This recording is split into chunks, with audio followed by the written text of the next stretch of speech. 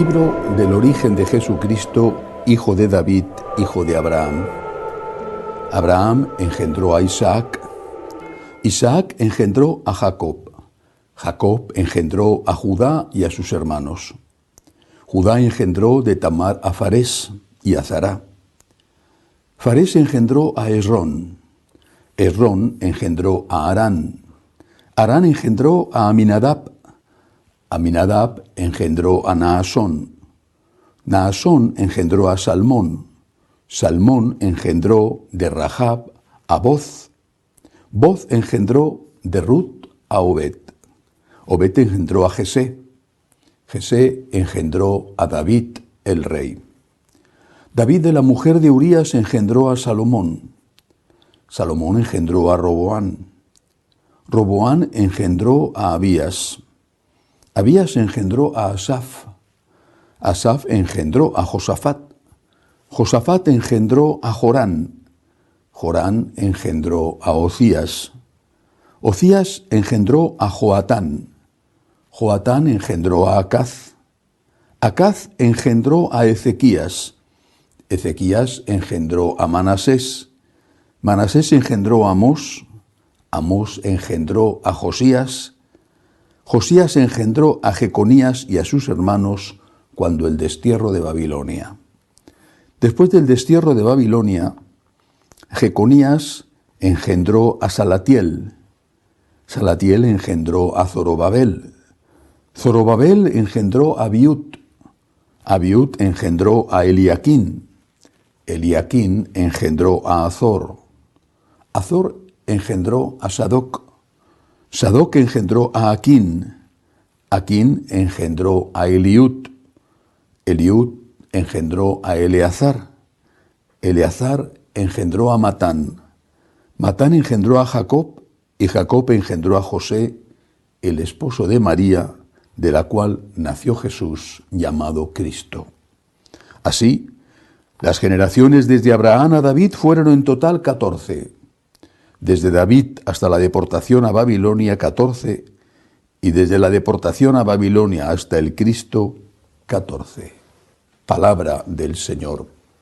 Gloria a ti, Señor Jesús. Con frecuencia los sacerdotes tenemos un poco de temor a leer este Evangelio porque parece un trabalenguas de nombres raros. Sin embargo, si la Iglesia lo propone en este día 17, cuando empieza la semana previa a la Navidad, es por algo. Y de hecho, si San Mateo lo escribe, es por algo. San Mateo está escribiendo para un público fundamentalmente compuesto por judíos. A veces judíos de la diáspora, otras veces de Israel, a veces judíos que ya eran cristianos, pero que tenían todavía sus costumbres judías, y otras veces judíos que estaban interesados por el cristianismo. ¿Cuál es el objetivo de San Mateo describiendo esta larguísima genealogía, que a los que no somos judíos no nos dice mucho? Pero ¿cuál es el objetivo? Primero, recordar que nuestro Señor era de la tribu de David y que Él, aunque no dice que engendra a José, engendra en María a Jesús, Él, por la adopción que hace San José de Él es aquel en el que se cumplen las profecías. Este es el primer objetivo de San Mateo. No tenía otro quizá, porque era evidente en aquel momento que Jesús era verdadero hombre. Para nosotros ese es un objetivo esencial, hay que remarcarlo, la humanidad de Jesús. Esta humanidad de Cristo no está reñida en absoluto con la divinidad de Jesús. Al contrario, nosotros proclamamos que Jesús es verdadero hombre y verdadero Dios. Que el que va a nacer, el que nació en Belén, aquel cuyo nacimiento recordamos y celebramos dentro de pocos días, es verdadero hombre de esa estirpe del pueblo elegido, es verdadero hombre nacido de una mujer judía sin concurso de varón, es verdadero hombre judío, pero también es verdadero Dios. Su humanidad es real, y su divinidad es real. La Iglesia nos enseña desde los primeros concilios, una vez que tuvo libertad para reunirse después del edicto de Constantino en el año 313, la Iglesia nos enseña que es la segunda persona de la Santísima Trinidad, Dios de Dios, luz de luz, Dios verdadero de Dios verdadero, engendrado, no creado, de la misma naturaleza del Padre, por quien todo fue hecho, que es esa segunda persona de la Santísima Trinidad existente desde siempre. Esa segunda persona, por amor al hombre, toma carne en el seno de la siempre Virgen, de la Inmaculada, de nuestra Madre María. Al tomar esa carne, adquiere la naturaleza humana. La persona divina de Jesús, que tiene la naturaleza divina, naturaleza que comparte con el Padre y el Espíritu, solo hay un Dios. Bueno, pues esa segunda persona que tiene la naturaleza divina compartida con las otras dos personas de la Santísima Trinidad, adquiere la naturaleza humana. Es verdadero Dios y verdadero hombre. El que va a nacer es esto.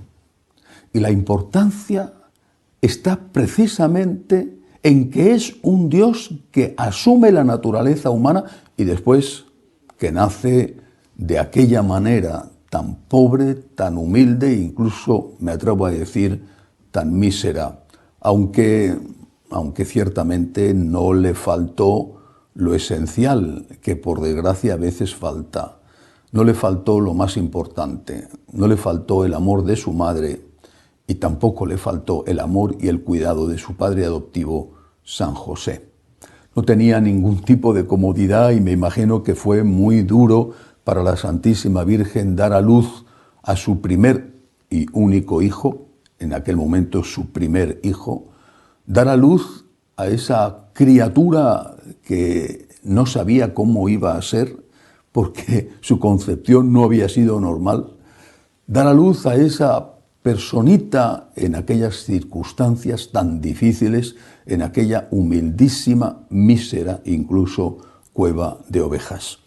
Pero María le quiso, San José le quiso y después fueron queriéndole todos los que le conocieron hasta que llegó el momento en que empezó a crearse enemigos. El que nace en Belén es Dios. El que nace en Belén es un hombre verdadero y es un Dios verdadero. Y ese es el mérito. Porque seguro que ha habido otros hombres que han nacido en unas condiciones también horribles. Pienso en los niños de la calle, por ejemplo, en los que nacen en basureros o casi en cloacas.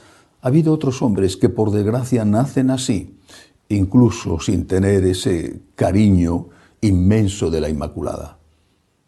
La diferencia no está en las condiciones humildísimas en que nació Jesús.